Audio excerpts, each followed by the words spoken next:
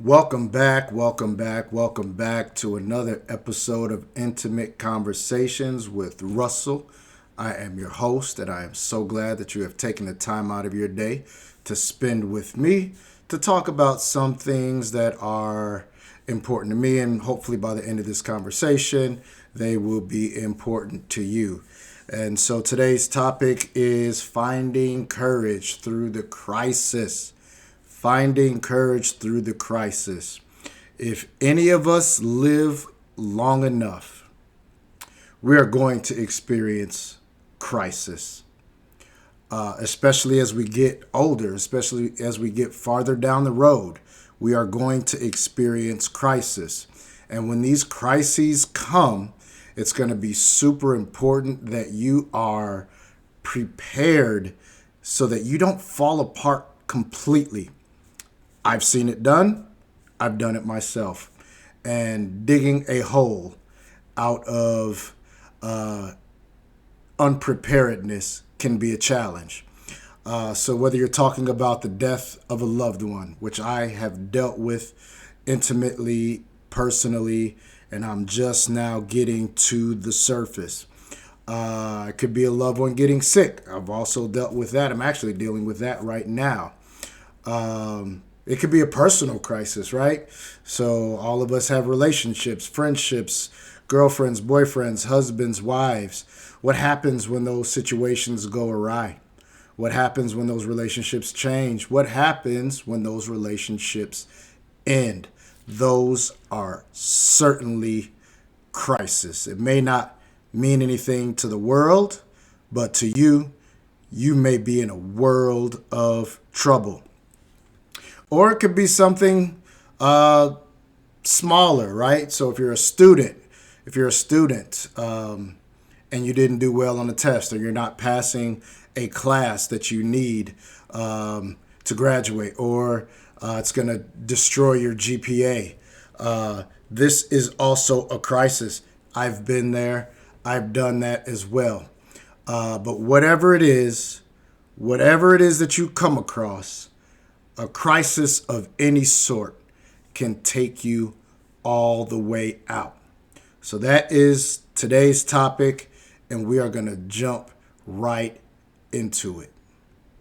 So we are jumping knee deep into finding courage in a crisis. So the first thing that has always helped me in the moments of the crises that I have experienced in life is that I've always had an anchor. I've always had an anchor. And what is an anchor? An anchor is simply something that is going to hold you in place when the waves and the winds and the storms of life come and you're being thrown left to right, up and down, underwater, back to the surface. That anchor is going to be able to hold you in place while the storm does what the storm does. And it'll keep you from getting too far to the left or too far to the right of who you are as a person. So the first thing you need to do is make sure right here, right now, do you have an anchor? You might not be in the middle of a crisis, but a crisis is coming unless you plan on going to heaven tonight. A crisis is on the way. And so you must have an anchor to hold you in place. And as I was thinking about this, what's my anchor? My anchor is my faith. I have a personal relationship with God. And that word personal is super important because people go to church, people go to the mosque, people go to Kingdom Hall, people go to the temple, whatever faith that you, let me say that differently, whatever religion that you follow, it is possible for you to be knee deep in organized religion, but not have your own faith, your own personal relationship with something Somebody that is greater than you, that you can lean on in the moments when despair is hitting you from the left and the right. So for me, it's my personal relationship with my God. For you, that's up to you, right? We're not here giving instructions on that. I won't even say instructions. We're not here talking about that. I'm just saying, do you have a faith in something greater than yourself? If you don't have a faith in something greater than yourself, that's going to hold you morally, mentally, emotionally, and spiritually in place, it's probably going to be a challenge for you to have an anchor that's going to hold you in place. That's number one. The second thing is do you have people in your life that you know that you can count on? Now that's a big one right there, because we all have people in our lives. Some of us have a family, huge family that we live with, and you feel totally alone. That's possible. That happens. But do you have people that you can lean on when the crisis hits? Because sometimes people have been through what you are going through right now, and they can kind of guide you through whatever crisis it is that you're dealing with. And if they can't guide you through, at least they can be an ear or a shoulder to lean on. There's something powerful about just having somebody to lean on, just to exhale, right? You don't necessarily need people to fix your problems, but just somebody to talk to so that you can get it out. And that's super important. So do you have people in your life that you can count on when you are in the middle of a crisis? The third one, super important, super huge. And a lot of us don't know where we're at with this third question. But do you, say that differently, where are you at with your mental health? Where are you at with your mental health? Mental health is something that has to be managed. It has to be managed. There are people who are millionaires, billionaires, and they are the most miserable people in the world. And then you have people who are down and out financially, and they are just as miserable as these other people who seem to have it all, who are smiling, right? They're Instagramming and Snapchatting, and their life is wonderful. But when that camera goes off, these people are going through things just like everybody else, right? And so you have to make sure that you are giving some attention to your mental health. And if your mental health is struggling, a crisis is something that is enough to take you all the way out. You all know my sister went to heaven, and she was knee deep in a crisis, and she felt like she had nowhere else to turn, and life was not worth living. And so she made a choice and a decision that she was going to go to heaven voluntarily. And she did. And so I don't wish that on any of you watching this. And I don't wish that on any family member of those who have experienced it like me, because it is a literal living hell. So you have to ask yourself, where is your mental health? This is so important. Connect that to number 2. Connect that to number 1. Do you have people to talk to? Do you have a faith that you can lean on when all hell is breaking loose and it looks like life is about to end? Where is your mental health? Give some attention to that.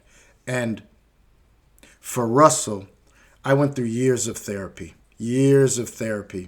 And once I was able to get mentally stable, if you will, I kept going to therapy for maintenance, right? Therapy isn't just for you to get through this moment in time.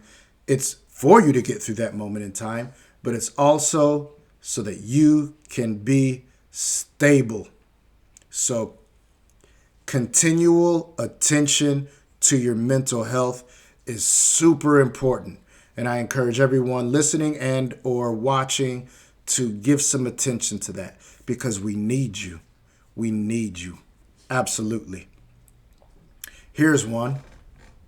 Where are you at financially? Oh, man.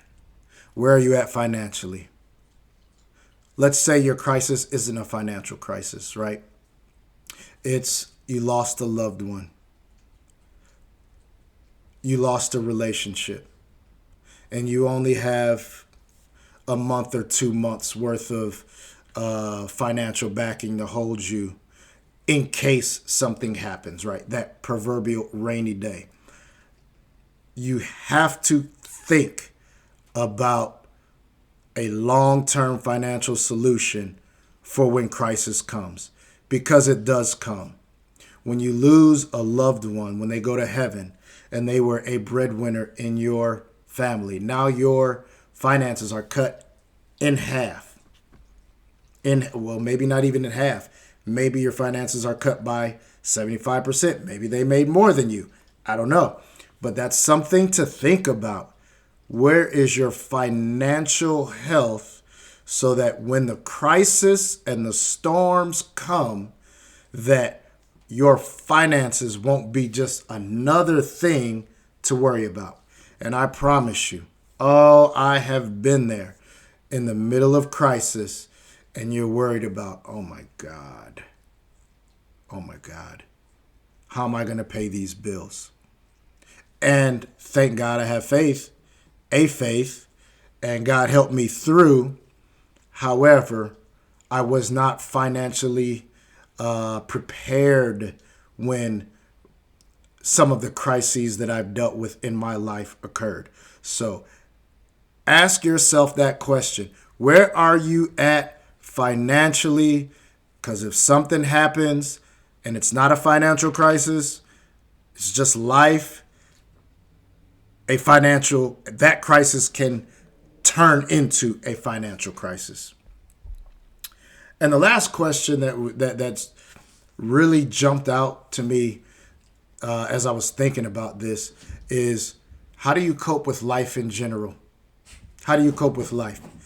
I am much more prepared now that I've been through some things, and my coping skills are much better than they were before. But in the past, especially when my sister went to heaven, man, I jumped knee deep into Coors Lights and Xanax. Knee deep. And I didn't know anywhere else to turn because that was my coping mechanism. And I promise you, that was not a healthy way to cope, because all you're doing, if you are abusing substances, is ignoring the crisis that you're in the middle of, only to wake up tomorrow and be in the same situation and have not done anything about it, or have not prepared yourself for it, or have not given thought to what is the next step in the middle of this crisis. I promise you that your coping skills for life are super important when it comes to crises, right? Are you an overeater? Man, I promise you, my mom, I'm not going to get into all of that. I've been in crises before, and I'm a super healthy guy, right? And then I backtracked, and I went and got a double cheeseburger, large fry, and a Coke. And man, that helped me in that moment. But the healthy coping mechanisms that I have in life is to work out. So the next morning, I promise you, I was sluggish. I was tired. I didn't want to do my physical fitness practice. And that's because I backtracked into some things that were unhealthy for me. So what are your coping skills in life. I'm not telling you what coping skills one should have. I'm just saying that some are healthier than others. Some are going to help you maintain through the storm better than others. And some are just going to make that crisis even worse. And now you're going to have a crisis on top of crises on top of crises on top of crises. So ask yourself this question: how do you cope with life in general? And then, if you're in a good place in your life, figure out some physical, spiritual, mental, emotional practices that you can incorporate in your life that are going to help you when life gets hard. Because I promise you, it's coming. Now, when the crisis hits, boy, and it's coming. And I'm sorry, this is not a happy-go-lucky conversation, but this is an important conversation, and this is an intimate conversation, and it can prepare you for the vicissitudes of life, if you will.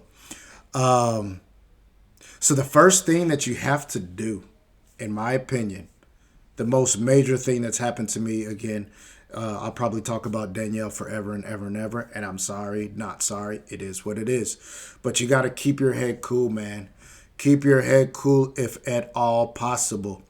The night that Danielle went to heaven and the fire marshal told me that she was no longer with us, I did hit the ground. I did, man. I hit the ground face first. And then I got up and I said, all right, this is not helpful. After 30 minutes, right? But I got up and said, okay, this is not helpful.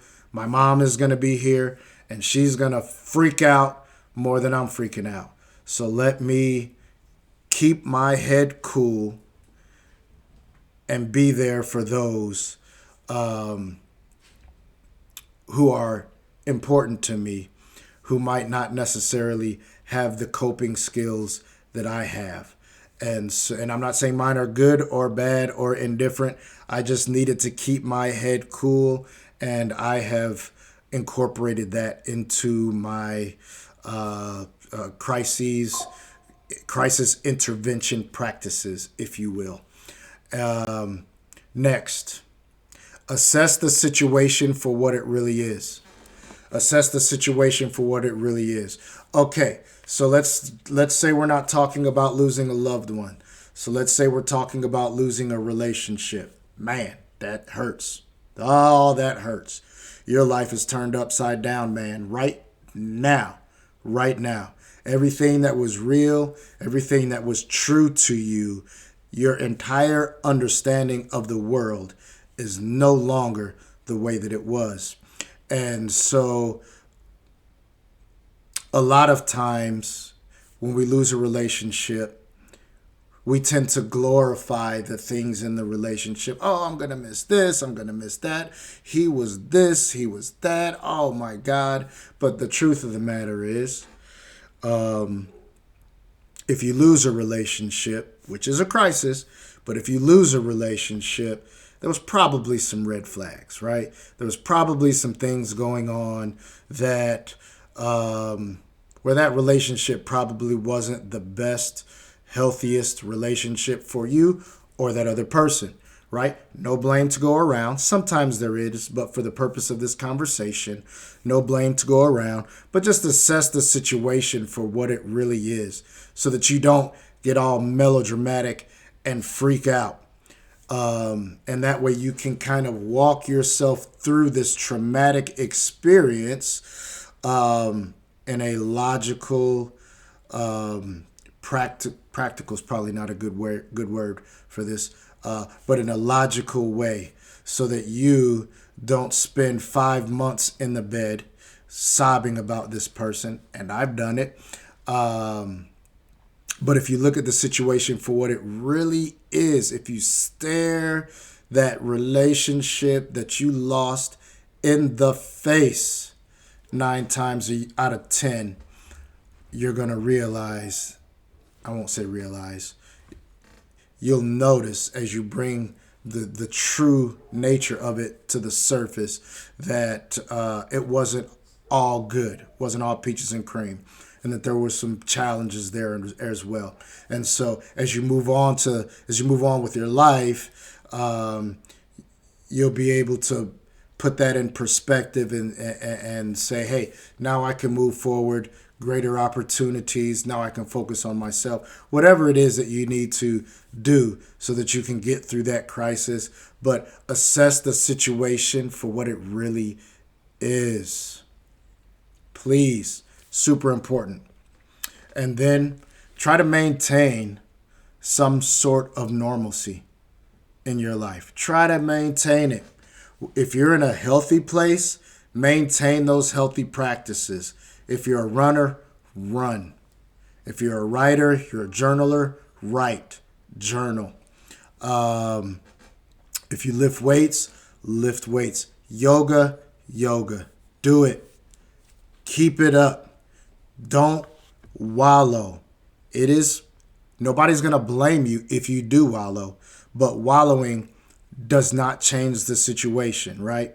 So keep going at life no matter how you feel. If you can, keep going at life. Put one foot in front of the other. Chop wood. Continue to till that soil. Do your work and work through that crisis, whatever that crisis is, right? And I promise you, you'll get through it if you keep putting one foot in front of the other. For me, I'm dealing with a personal crisis right here, right now. But I'm here doing what I love to do, which is my podcast. And so this is bringing me some sort of normalcy to my life in the middle of the turmoil that I'm experiencing. And then after that, hang on, man. Hang on for the ride. Hang on, brother. Hang on, sister. Hang on for the ride. Hang on. This is a journey. Life is a journey. And the journey is the destination. And we're on it. And sometimes the only way to get out of a situation, to get out of a crisis, is to go through it.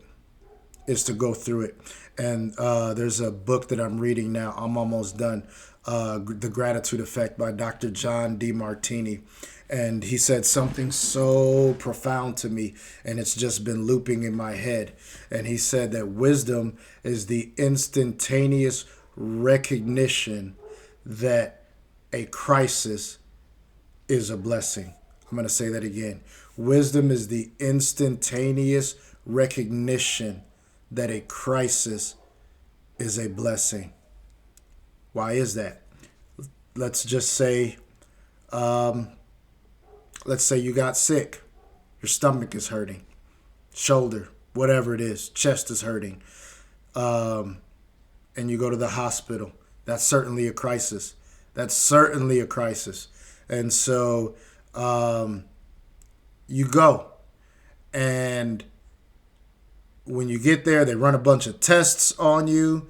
And then they find out that you're dealing with something much bigger than you thought or could have imagined, right? But they caught it in the early stages. And now it can be addressed without a huge lifestyle change. So there's a blessing in that crisis. It's just your perspective, man. It's your perspective. It's how you look at it. At the crisis, you can absolutely look at it and say the world is coming to an end, or you can say, where is the blessing in this? And for me, I've been through the ringer over the past 6 years, and because my sister's in heaven, there's nothing I can do about it now. I can certainly say that it has matured me mentally, emotionally, and spiritually in a way that nothing else could have. And that's a blessing. I promise you, that is a blessing. What I have gone through in my own life, now I am able to share that with others. I can't tell you How many people have called me and said, Russell, I'm close, man. I am close. Close to what? Close to not being here anymore at their own hands.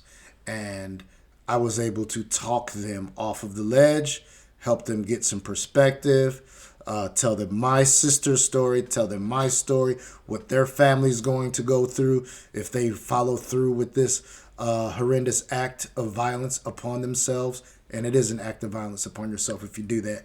But I've been able to talk many people off of the ledge. And that's a blessing because they're still here. And I'm not saying it was because of me. I was part of that, I'm sure. The Lord sends us many helpers and messengers to get us through. I was just one of the messengers in these examples that I'm giving. So wisdom is the instantaneous recognition that a crisis is a blessing. So let's be grateful for where we are at. I don't care where you're at, man. I don't care what you're going through. I do not care. You can find something to be grateful for. And that gratitude that you extend to your God, to the universe, that will lift you up and make your life much more enjoyable, much more doable, much more tolerable if you are able to see the blessings in this crisis. So, finding courage in a crisis is a deliberate and an intentional act. And I encourage you all to pursue some of the strategies that I discussed and see how you can incorporate them in your own life so that when crisis comes, and it's coming, unfortunately, I promise you, unfortunately, it's coming. This will help you weather the storm. It'll help you weather the storm, and it will strengthen you for the next storm. So, that's it for today. Thank you so much for taking the time out of your day to spend with me. You've been a blessing to me. Hopefully, I have been a blessing to you. I want to take all that I've learned in life and share it with you, share my faith with you. So take care of yourself, take care of each other, like, subscribe, share, like, subscribe, share. Please like, subscribe, and share. And as always, namaste. The divine in me sees the divine in you. Peace.